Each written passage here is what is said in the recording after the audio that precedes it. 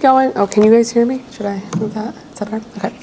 I'm going to be going over the new PAG02 Notice of Intent and the individual NPDES permit application. So as of December 8th, these two have now been broken into two separate forms. And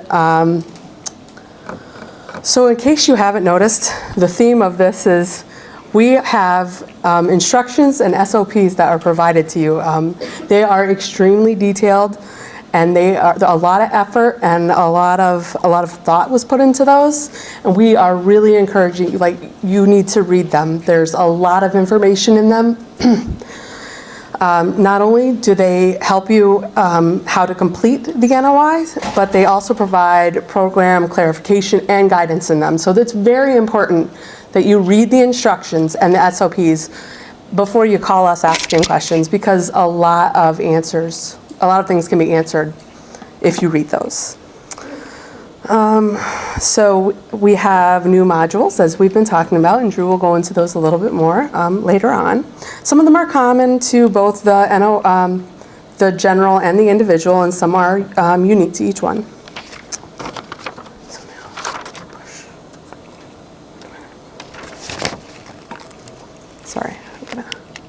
Sorry. So this is the application information section, and this is only for the PAG02 NOI. So the reason for that is because for the individual, you're going to be filling out the GIF. So that information is already provided, and we're trying to make sure we don't have redundant information, because when you end up with too many, you end up with inconsistencies, and we're really trying to reduce that. So one thing to note is if there is more than one applicant, each entity will have to provide this information. So you would just provide a second page of this with that second information. This is also eligibility information section, which is the PAG02.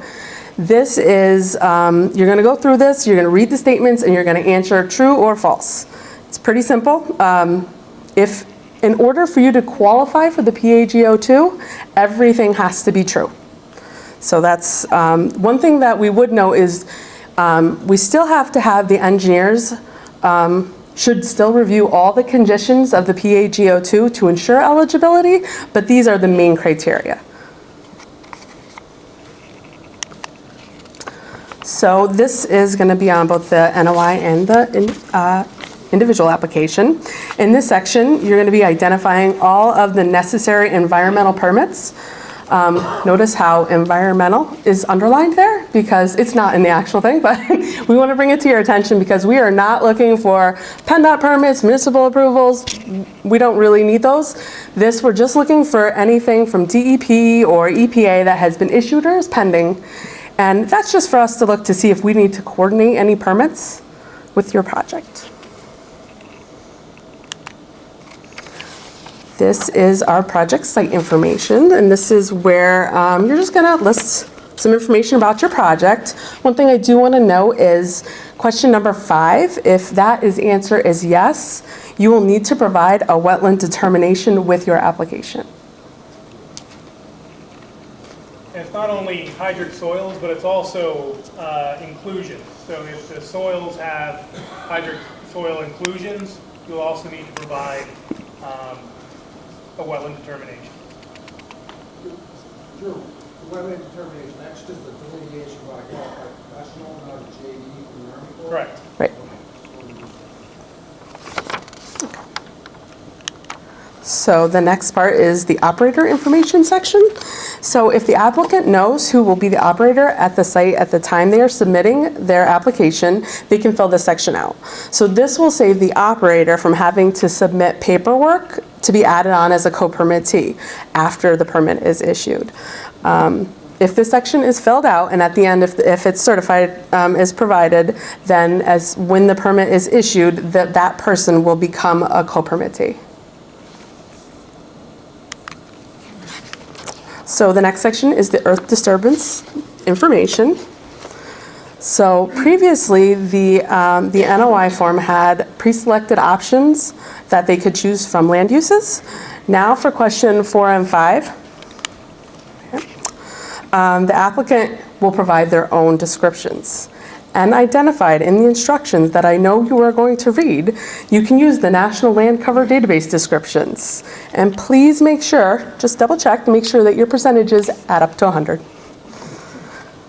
For question number 7, something I'd just like to point out, this is asking for the center of the proposed disturbed area. If you have a linear project, you're gonna wanna have a start and end. So you're gonna do a lat long for a start, and then you're gonna add another sheet for a lat long for your end. So we have both ends. For question number 10, this is identifying off-site support activities that are known and are part of your common plan of development or sale. And this is question 11, relates to off-site support activities that are known that are not part of the common plan development or sale. So if something is located, if an off-site support activity is located over a quarter mile away from the project site, then that would be where you would put them down. Let me see, for question 13 and 14, this is Act 2. These are Act 2 questions. In order to be, as Bob had discussed, in order to be eligible for coverage under the PAG-02, site-specific cleanup standards have to be met. So if you have an Act 2 letter where the designer needs to make sure that the material, the medium specific concentrations, the MSC limits, that your Act 2 letter has covered your entire limit of disturbance as well as any material that has exceeded those MSCs. Because Act 2 can be very site specific. So let's say you have 7 different pollutants on site that are over limits, you can get an Act 2 letter that clears just one of those 7. So you really need to make sure that that Act 2 letter covers your whole site and all of the pollutants that are over those limits.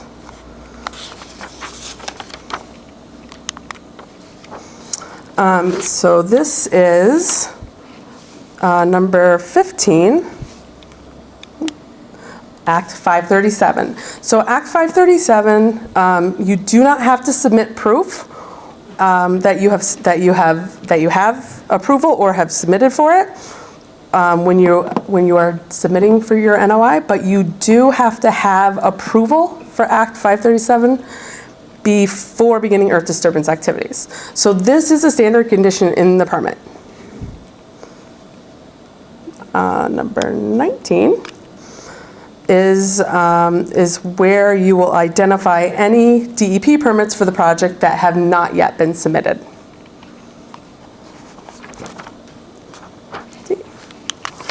Compliance history.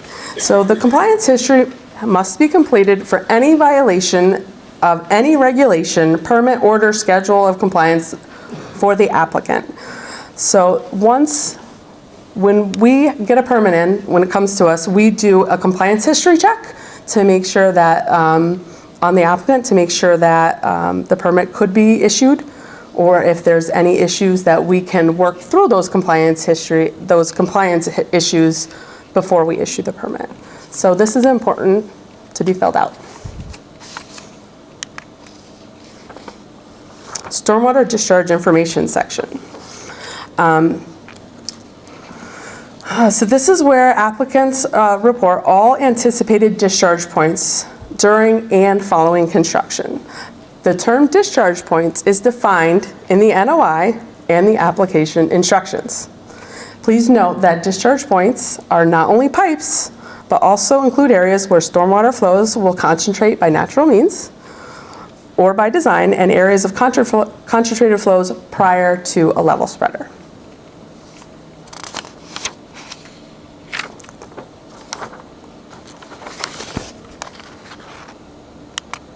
So here's what it actually looks like. So just note that you cannot use a level spreader to avoid filling out this section. But if you truly have no discharge points identified for the project, you can check the not applicable box up there. And, but you still have to fill out the receiving water portion of the table. Please read the instructions to ensure that this information is filled out properly.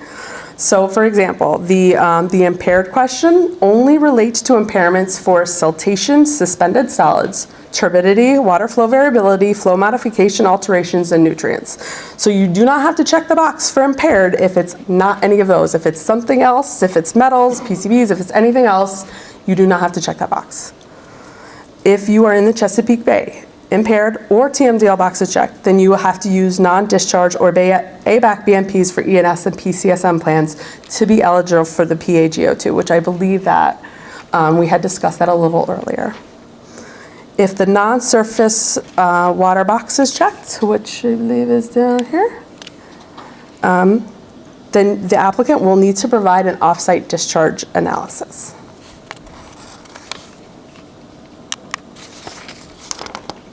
Okay, so for the PAG-02, there's an additional question number 6 for stormwater discharge information section. So if any discharge points identified in question number 1 or 2 has been checked for the Chesapeake Bay, impaired, or TMDL, then the applicant has to fill out this portion for each discharge point.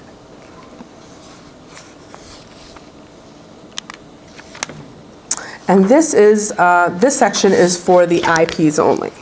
So if the answer to question number 1, right here, if that answer is yes, then you have to provide module number 3, and we will be getting into that shortly. Even if you don't discharge to a special protection water, module 3 can be used to satisfy requirements for both anti-degradation associated with special protection and discharge to impaired waters. And here's the last section. This is the certification section. So just as before, it's the same. You have to certify that all the information is correct. And if you have identified an operator, they also have to certify during this mission, and that's it.